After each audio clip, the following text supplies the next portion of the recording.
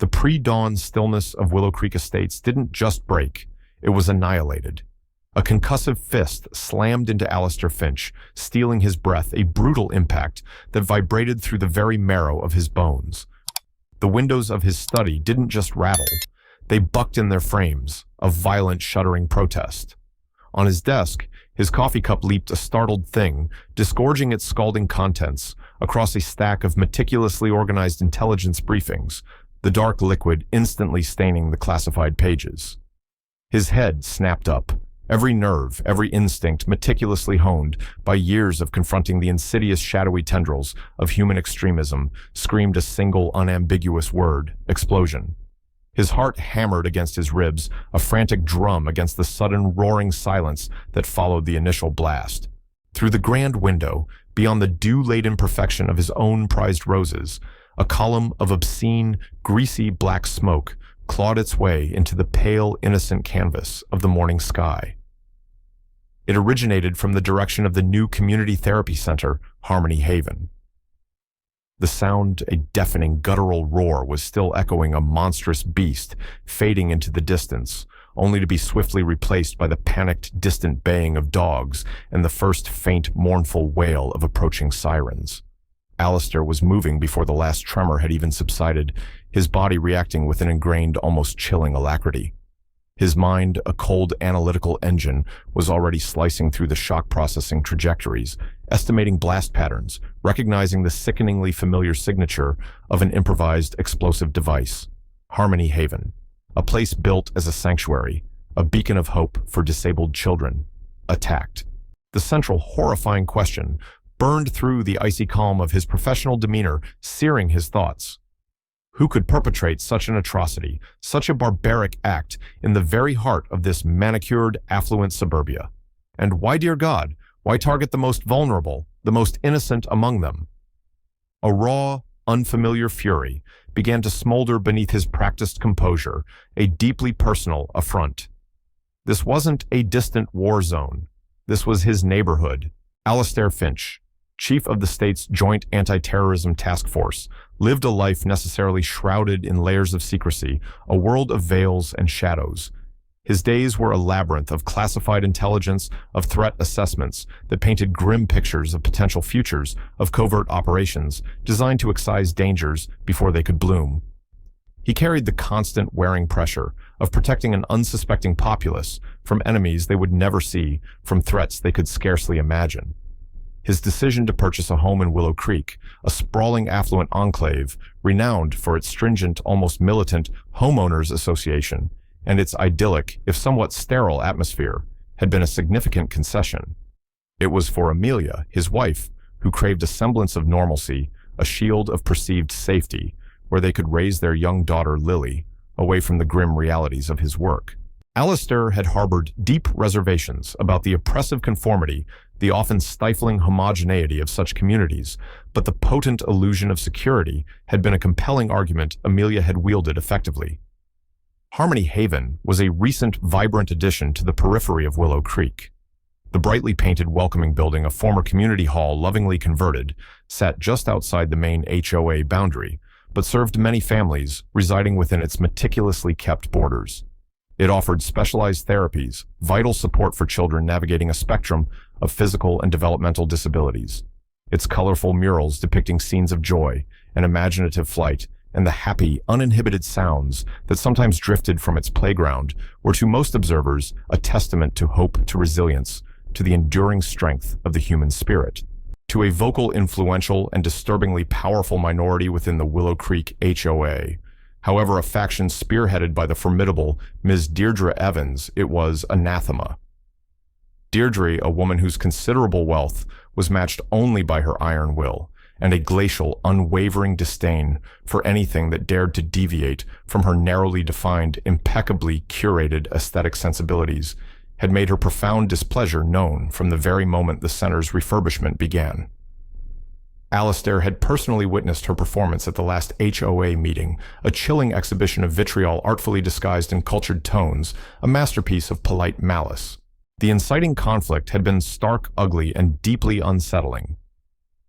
Deirdre Evans, her silver hair perfectly coiffed her expensive suit, radiating an aura of righteous indignation, had taken the floor at the quarterly HOA meeting.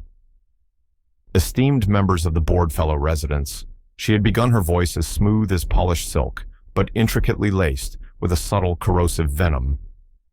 We must address the unfortunate development on our border, this Harmony Haven facility. She had practically spat the name as if it were a foul taste in her mouth. While one might be inclined towards a misguided, perhaps even sentimental sense of charity, she'd continued, her gaze sweeping across the room, challenging anyone to disagree. The reality is that this establishment is an unmitigated disaster for our community. She then launched into a meticulously crafted tirade, a litany of grievances. She spoke of the supposed unbearable noise from children who were often nonverbal, their sounds she implied somehow less tolerable than others. She lamented the unsightly parade of specialized vehicles and clientele, her words painting a picture of an invading force. And she condemned the garish, childish paintwork, which was, in her esteemed opinion, an architectural eyesore of the first order, an affront to her refined sensibilities. Her core argument, repeated with increasing fervor, a drumbeat of disdain, was that the center was catastrophically impacting our property values. Dr. Elena Ramirez, the passionate, dedicated director of Harmony Haven, a woman whose gentle demeanor belied a fierce, protective instinct for her charges, had attempted a calm, reasoned rebuttal. She spoke of the vital, life-changing services the center provided, the profound joy it brought to children, facing immense challenges, the stringent adherence to all zoning regulations and noise ordinances. Parents of children who attended the center, their faces etched with a heartbreaking mixture of anger, anxiety, and weary frustration, had tried to speak, to appeal to basic human decency, to share their stories. Deirdre had cut them off with a dismissive, imperious wave of her hand, a gesture of utter contempt. "This is not about sentimentality," she declared, her voice hardening, the silken glove slipping to reveal the iron fist. "This is about preserving the character, the exclusivity, and the financial integrity of Willow Creek. That facility must be relocated. It simply does not belong." Alistair, observing from the anonymity of the back row, had felt a profound, visceral disquiet at the sheer, unadulterated malice radiating from Deirdre Evans. It was a chilling disconnect from common empathy, a coldness that went far beyond mere NIMBYism. It bordered on something far more sinister. He'd seen that look before in the eyes of extremists who believed their cause justified any action. The thought, fleeting, then now returned with a sickening lurch. In the weeks that followed that venomous HOA meeting, Deirdre Evans escalated her campaign against Harmony Haven with a ruthless, systematic precision that was both chilling and alarmingly effective. It began subtly with a barrage of official complaints, a death by 1,000 bureaucratic cuts. City inspectors, likely prompted by a flurry of anonymous calls Alistair and many others suspected were Deirdre instigated, made frequent disruptive and increasingly nitpicky visits to the center. They cited alleged violations of obscure, antiquated zoning bylaws, questioned fire safety measures that were demonstrably adequate, and recently approved and meticulously measured noise levels at all hours, their presence a constant source of stress. Each inspection ultimately found nothing substantial, no genuine cause for concern, but the constant harassment, the unending scrutiny took its toll on Dr. Ramirez and her already stretched staff. Precious time and scarce resources were diverted from the children to deal with these baseless accusations. Then came the more direct, more personal acts of intimidation, escalating the psychological warfare. The tires of staff members' cars were slashed in the center's small parking lot, discovered with dismay at the end of long, demanding days. Crude, hateful graffiti, words like eyesore, freaks out, unwanted, appeared overnight, scrawled across the vibrant, joyful murals, hastily and tearfully scrubbed away by a small army of volunteers and heartbroken parents, only for new insults to appear days later. Deirdre, leveraging her network of equally elitist and morally bankrupt cronies on the HOA board, managed to get permits approved with astonishing speed for essential underground utility maintenance. This essential work curiously took place directly in front of Harmony Haven's main access road, effectively choking off easy entry for days at a time. This caused immense distress to children who relied on routine predictability and easily accessible transport, particularly those with mobility challenges. Families using the center began to report finding anonymous hostile notes left on their windshields typed on expensive heavy stock paper urging them to take your problems elsewhere, to stop devaluing our neighborhood. It was a carefully orchestrated campaign of coercion and deprivation, meticulously designed to make the daily operation of Harmony Haven untenable, to bully and intimidate its vulnerable users and their families into abandoning it. Alistair, watching this ugly drama unfold from the periphery, privy to updates through Amelia's concerned neighborhood, Grapevine felt a growing gnawing sense of alarm. Deirdre's obsession was transcending mere activism. It was becoming pathological, dangerously fixated. The threats soon shed their thin veil of deniability and became more overt, more menacing. At a subsequent smaller HOA committee meeting, one focused on community aesthetics, a committee Deirdre predictably chaired, she was reportedly overheard by a disgruntled member. This member, uncomfortable with the escalating rhetoric, later recounted Deirdre's chilling words to a sympathetic neighbor who in turn shared it with Amelia during a school fundraising event. Amelia, pale and worried, had relayed it to Alistair. Deirdre had allegedly stated with a chilling lack of inflection, her voice flat and devoid of emotion, "If the proper channels won't remove this blight on our landscape, then perhaps more. Definitive measures will be required. Some problems, you see, require a permanent solution." The words, even secondhand, sent a shiver down Alistair's spine. Permanent solution had a particularly ugly historical resonance. Shortly thereafter, Dr. Ramirez began receiving unsigned letters. They were typed, not handwritten, on the same expensive stationery used for the windshield notes and filled with increasingly aggressive, overtly threatening language. "Your haven is a cancer in this community. It will be excised." Another read, "Accidents happen. It would be a shame if your little project went up in smoke." One evening, a small fire was discovered smoldering in a large plastic trash bin at the rear of the center. Thankfully, a passing security patrol from a neighboring business park, alerted by the smell of smoke, extinguished it before it could spread to the building itself. Local police investigated, but with no clear leads, no witnesses, and no surveillance footage of that specific dark corner, it was tentatively, and in Alistair's professional opinion, far too readily dismissed as an isolated act of teenage vandalism. Dr. Ramirez, her face drawn with worry and exhaustion, installed more security cameras, paying for them out of the center's already strained budget. The atmosphere around Harmony Haven grew thick with unspoken fear, a palpable sense of being under constant, relentless siege. Deirdre Evans, meanwhile, was observed by several residents taking photographs of the center from various angles, from different vantage points, her expression unreadable, a small, almost imperceptible, yet profoundly unsettling smile playing on her lips. She seemed to be studying it, appraising it. The explosion had ripped the front facade of Harmony Haven clean off, as if a giant malevolent hand had swiped it away. Alistair was one of the first official personnel on the scene, his state JTTF credentials parting the rapidly forming police cordons like a hot knife through butter. The sight that greeted him was one of utter, shocking devastation. Walls had buckled and collapsed inwards. Windows were shattered for blocks around their glittering shards, littering lawns and streets like deadly confetti.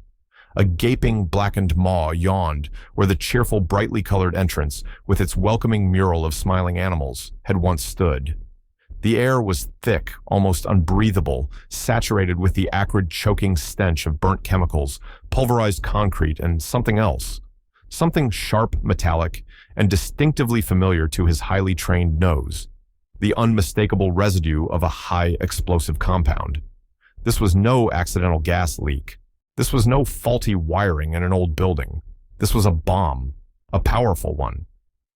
His mind already cataloging the debris field, the nature of the structural damage, the telltale pedaling of metal, the upward and outward trajectory of the blast force, screamed deliberate, intentional, malicious. He saw Dr. Elena Ramirez amidst the burgeoning chaos, a desolate figure against a backdrop of ruin. Her face was ash-streaked tears, carving clean paths through the grime as she stared in numb, abject horror at the smoldering ruins of her life's work, her dream. The children. Thank God. It was early. No one was inside. She sobbed, her voice ragged to a soot-covered firefighter who was gently trying to guide her away from the immediate danger zone. No children today. Staff weren't due for another hour. Alistair felt a wave of profound relief at her words, quickly followed by a fresh surge of cold anger at the perpetrator's callous disregard for that possibility. The timing was either incredibly lucky or the bomber knew the schedule. Alistair moved through the scene with a grim, focused intensity, his eyes missing nothing. Local police officers, uniformed and detectives alike, were doing their best. Their faces grim, but they were clearly overwhelmed, their initial reactions leaning towards treating it as a catastrophic accident, a major gas explosion perhaps, or at worst, an extreme act of arson or vandalism that had gotten terrifyingly out of hand. He could hear their confused radio chatter, the dawning realization that this was beyond their usual scope. Then he saw him, or rather, her. A figure standing apart from the shocked residents, huddled in bathrobes, and the frantic, organized chaos of the first responders. She was observing the destruction with an unnerving, almost detached serenity, a stillness that was profoundly out of place amidst the surrounding turmoil. Deirdre Evans. She was on the manicured emerald green lawn of her own sprawling, opulent property, which directly overlooked the now ravaged center from across a small, picturesque ravine. There was no horror on her face, no discernible shock, no visible sympathy for the devastation or for Dr. Ramirez. Instead, as Alistair watched his blood running cold, he saw a flicker of something in her eyes, a brief, unguarded micro-expression that looked chillingly, monstrously like triumph. A grim, almost predatory satisfaction. It was profoundly disturbing, a silent scream of complicity in the face of such ruin. He made his way to the local police chief, David Hatcher, a man Alistair knew professionally from interagency briefings, though not well. Chief Hatcher. Alistair said, his voice calm, but carrying an undeniable weight of authority. This isn't an accident. Hatcher harried and visibly stressed. His hair disheveled, ran a hand through it distractedly. Finch, what are you doing here? Hell of a thing, isn't it? Looks like a major gas explosion, maybe faulty wiring in that old building. Could have been smoldering for hours. No, Alistair stated, his voice firm, cutting cleanly through Hatcher's understandable but incorrect assumptions. The blast characteristics, the fragmentation pattern, I'm seeing the smell, that's an IED, a significant one. This was intentional, David. This was a bombing. He then concisely shared his observation about Deirdre Evans, her known virulent animosity towards the center, her escalating campaign of harassment, and her strangely composed, almost pleased demeanor as she surveyed the destruction. Just then, as if on cue, a young forensics officer looking pale and shaken called out from near the epicenter of the blast. Chief, you need to see this. Found it near the suspected origin point. Looks like part of a timer and some non-standard wiring. Definitely not from the building's electrical system. The officer held up a bagged piece of mangled heat-warped plastic and metal. That was the pivot, the undeniable proof. Hatcher's face, already strained, visibly paled further as the full terrifying implications sank in. An IED, here, in Willow Creek, targeting a children's therapy center. The comfortable, if tragic, theory of a gas leak, or random, albeit extreme vandalism, evaporated like smoke in the wind. The midpoint twist, the horrifying crystallization of disparate, ugly threads into a coherent, monstrous tapestry, was upon them. This was domestic terrorism, born not from some shadowy foreign organization, but from the fertile ground of suburban hatred, of unchecked entitlement and obsessive malice. And the meticulously groomed, socially prominent, and currently composed Deirdre Evans was now unequivocally their prime suspect. Alistair met Hatcher's wide, shocked eyes. The local chief looked like he'd been punched in the gut. David, Alistair said, his voice dropping to a low, authoritative tone that brooked no argument. My name is Alistair Finch. I'm the chief of the State Anti-Terrorism Task Force. As of this moment, this is a federal crime scene. My team is en route. We're taking lead. Hatcher, looking utterly poleaxed, his world tilting on its axis, could only nod mutely. The game had just changed, irrevocably and terrifyingly. Willow Creek was no longer just a wealthy suburb. It was the site of a domestic terror attack. The full, formidable weight of the State Anti-Terrorism Task Force, descended upon the shell-shocked community of Willow Creek with a quiet, almost unnerving, lethal efficiency. Within hours, under Alistair's direct and unyielding command, a sprawling multi-agency investigation was in full, relentless swing. Covert surveillance, both physical and electronic, was initiated on Deirdre Evans. Her every move, every communication was to be monitored. Her financials, her communications logs, her recent purchases, particularly anything that could be even remotely connected to the materials needed for an explosive device, were subjected to intense immediate scrutiny. Her initial statements to local police given before Alistair's unit had formally taken control of the scene were a masterclass in feigned shock and carefully worded hollow sympathy. But beneath the veneer, Alistair's experienced ear detected an undercurrent of, "I told you so," a subtle vindication that place was a problem. Forensic teams, Alistair's top experts in post-blast analysis, men and women who had sifted through the grim detritus of countless bombings, meticulously combed through the debris of Harmony Haven.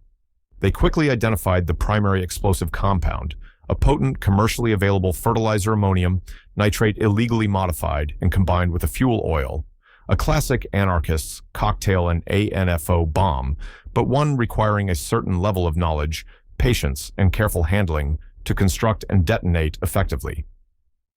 It was crude but deadly. Fragments of a sophisticated digital timer and components of a remote detonation system, likely radio-controlled, were painstakingly recovered from the wreckage, bagged and tagged. This wasn't the work of an amateur haphazardly mixing chemicals. The evidence, once the JITTF focused its resources, began to accumulate with chilling, almost inexorable speed. A thorough search of Deirdre Evans's online activity, procured via emergency warrants that Alistair had pushed through with urgent justification, revealed a series of deeply disturbing internet searches made from her home IP address in the preceding weeks.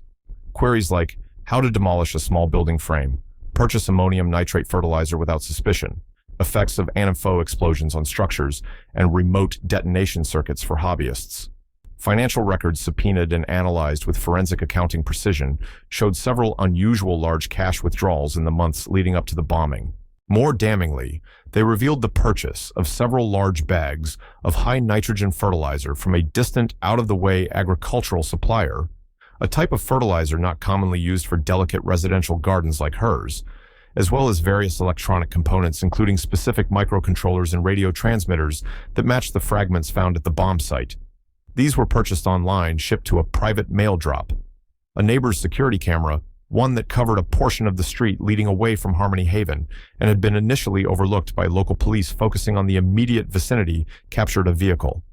It was a dark-colored SUV, its license plate obscured by the pre-dawn gloom and distance, but its distinctive make and model matched Deirdre's vehicle. It was recorded discreetly driving away from the vicinity of Harmony Haven in the very early hours of the morning, approximately 20 minutes before the explosion rocked the neighborhood. The most damning piece of physical evidence, however, came from the warranted search of her sprawling, impeccably maintained mansion. Tucked away in a locked garden shed at the far end of her extensive property, hidden behind neatly stacked bags of expensive designer potting soil and organic mulch, investigators found more than just gardening tools. They discovered trace residues of ammonium nitrate and fuel oil, the same chemical signatures found at the blast site, on a workbench and on several tools. They also found snippets of wiring, solder, and specialized tools consistent with IED construction. And most chillingly, they found a set of detailed architectural plans of Harmony Haven, likely procured from public city records. Certain structural support points on the plans had been circled in red ink. Next to one notation, a single chilling word, "Here." Before the full search warrant was executed, Alistair considered the possibility of a red herring or a more complex scenario. Could Deirdre be a mouthpiece, a visible instigator, while someone else with more technical skill did the dirty work?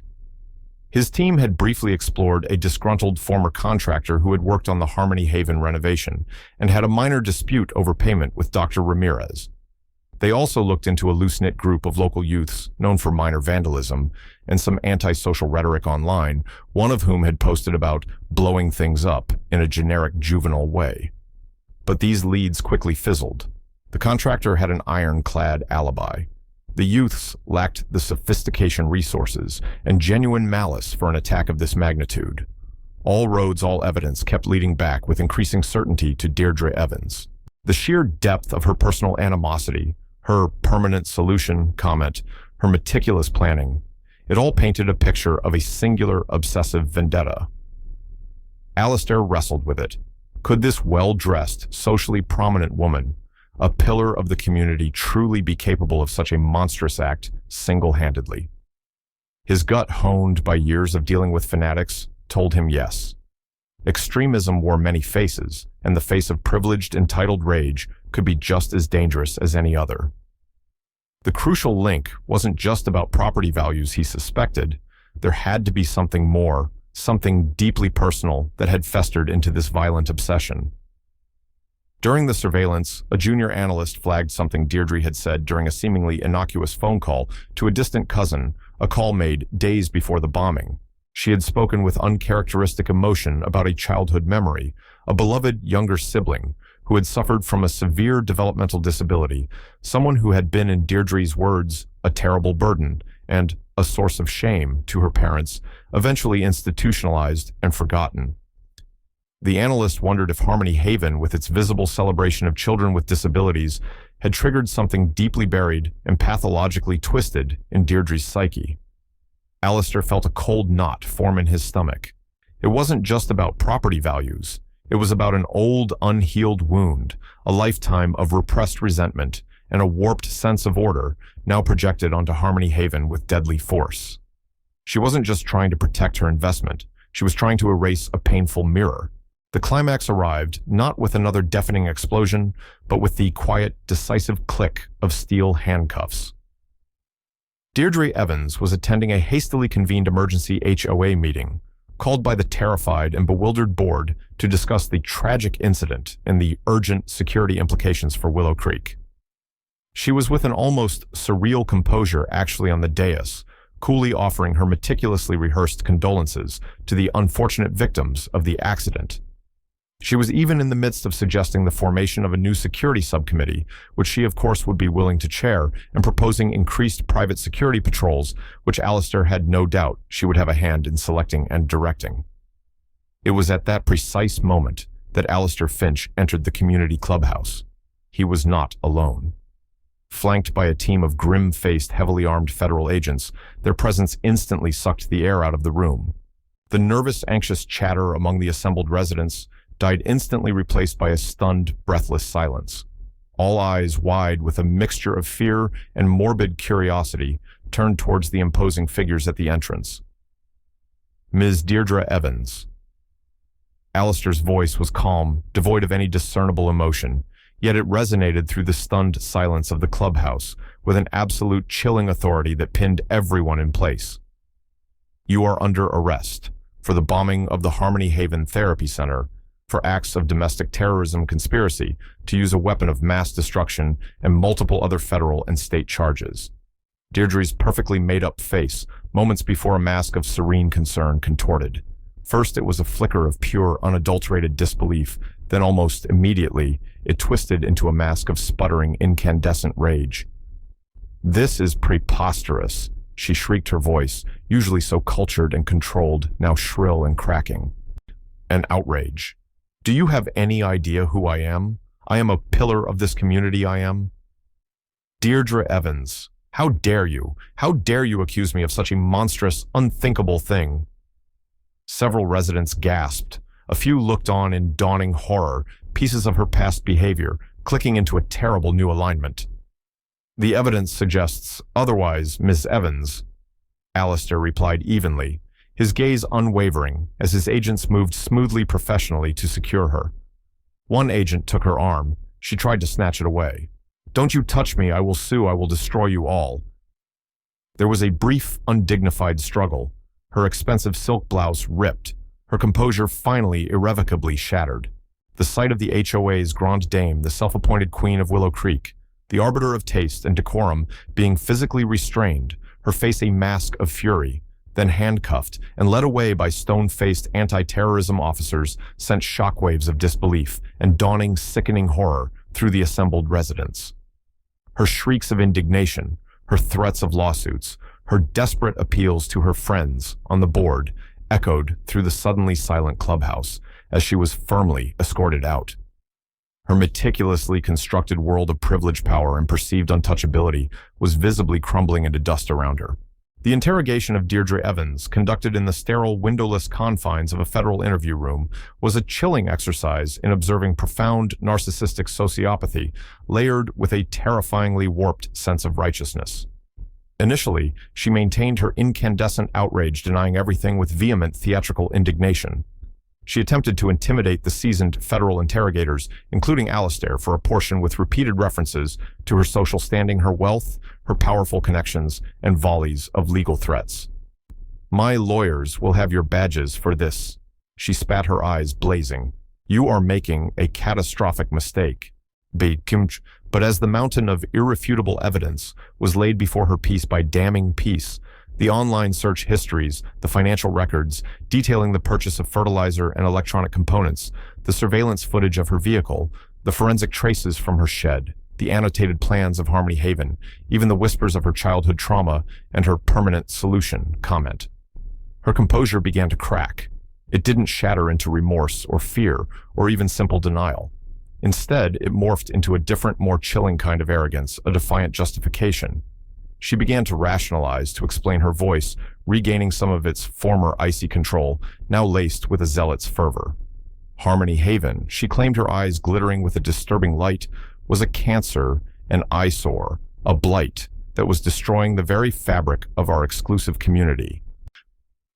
It was, in her twisted worldview, a magnet for undesirables, a visible symbol of everything she found offensive and threatening to her carefully curated existence. She spoke of property values and aesthetic integrity and community standards with a terrifying, almost religious fervor, as if these concepts were sacred principles that justified mass destruction and the terrorizing of disabled children and their families. She showed no discernible understanding of the gravity of her actions, no empathy for the potential victims, the children who could have been killed or maimed, the staff, the families. There was only a profound, unshakable, and deeply disturbing belief in her own righteousness, her own warped sense of justice. "I did what had to be done," she stated finally, her voice cold, devoid of any inflection, any human warmth. "That place was an affront. It was bringing down everything we've worked to build. It was offensive. I was protecting our way of life, our investment, our peace. Someone had to act. The system failed to remove it, so I corrected the error." The confession, when it finally came, wasn't a breakdown, not a moment of tearful regret. It was more akin to a boast, a chilling affirmation of her deluded self-importance and her utter detachment from fundamental human morality. "They wouldn't listen to reason," she added, a faint, almost beatific smile touching her lips. "So I made them understand." Alistair, listening from the observation room, felt a profound sickness rise in him. This wasn't just NIMBYism. This was a descent into a monstrous ideology of one. The public announcement of Deirdre Evans's arrest and the staggering charges against her, domestic terrorism, use of a weapon of mass destruction, attempted murder given the potential for occupants, sent shockwaves not just through Willow Creek, but across the entire nation and even internationally. A wealthy, socially prominent HOA leader bombing a therapy center for disabled children because she considered it an eyesore and a threat to property values was a story almost too grotesque, too bizarrely horrifying to believe. It became a horrifying symbol of entitlement, curdled into violent extremism, a stark illustration of how mundane neighborhood disputes, fueled by unchecked privilege and dehumanizing rhetoric, could escalate to unimaginable acts of terror. The media coverage was intense, relentless. Reporters camped outside Willow Creek, outside Deirdre's mansion, outside the federal courthouse. The case threw a harsh, unforgiving spotlight on the sometimes toxic dynamics within affluent planned communities, the insular nature of some HOAs, and the dangerous, terrifying escalation of NIMBY not in my backyard sentiment when taken to its pathological extreme. For the children, families, and staff of Harmony Haven, the arrest brought a sense of grim, sorrowful validation, but also profound, enduring trauma. Their safe space, their sanctuary, had been violated in the most terrifying and personal way imaginable. The psychological scars would take a long time to heal, Yet even amidst the horror and the ugliness, there was an immediate, powerful outpouring of support and compassion. Donations to rebuild Harmony. Haven flooded in from across the country, from individuals, from corporations, from charitable foundations, all horrified by Deirdre's heinous actions and deeply moved by the plight of the innocent children she had targeted. Offers of help of materials of volunteer labor overwhelmed Dr. Ramirez and her shell-shocked team, a balm on their raw wounds. Alastair Finch's unit, the JTTF, meticulously prepared the case for federal prosecution. The evidence was overwhelming, a solid, undeniable chain linking Deirdre Evans directly to the bombing. Her own chilling statements during the interrogation were damning. She was tried in federal court, and the proceedings were followed avidly by a shocked and captivated nation. Her defense attorneys attempted to argue diminished capacity, suggesting her obsessive concern for community standards and her unique aesthetic sensitivities had driven her to a temporary break from reality. They even hinted at a type of affluenza, a defense that was met with widespread public scorn and derision. These attempts were roundly and rightly rejected by the court and the jury. Deirdre Evans was found guilty on all counts. She was sentenced to multiple life terms in a federal supermax prison with no possibility of parole, ensuring she would never again pose a threat to any community. Her considerable assets, her wealth accumulated over a lifetime of privilege, were seized by the government. A significant portion was directed by court order towards the rebuilding of Harmony Haven and the establishment of a national fund to support families affected by acts of domestic terrorism, particularly those targeting vulnerable populations. The Willow Creek bombing, a tragedy born from such unexpected origins, became a grim catalyst for change, a wake-up call. Alastair Finch, at the direction of national leadership, who recognized the emerging threat, spearheaded the development of new federal protocols and training programs. These programs were designed for local law enforcement agencies and community organizations, focusing on recognizing, reporting, and mitigating the risks of escalating harassment, intimidation, and potential domestic extremism originating from seemingly benign community disputes, HOA conflicts, or localized hate movements.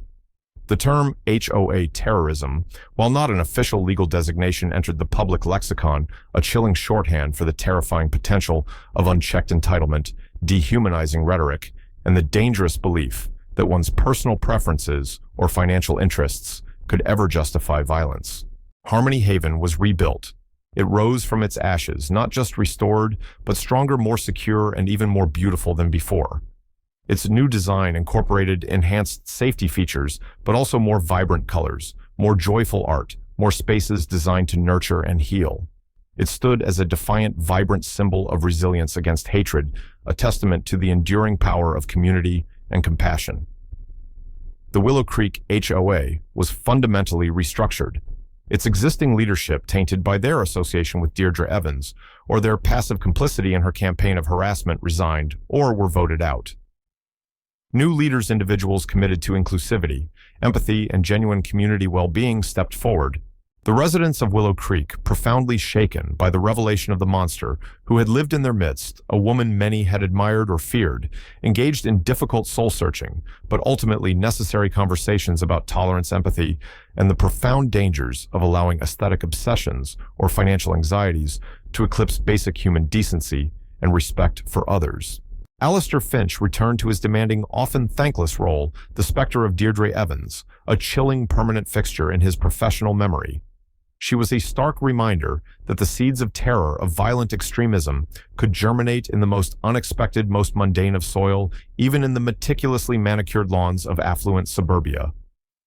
His resolve to protect the innocent, to confront extremism in all its insidious forms, whether foreign or domestic, was only hardened, his focus sharpened by the encounter with this unique, terrifying brand of evil.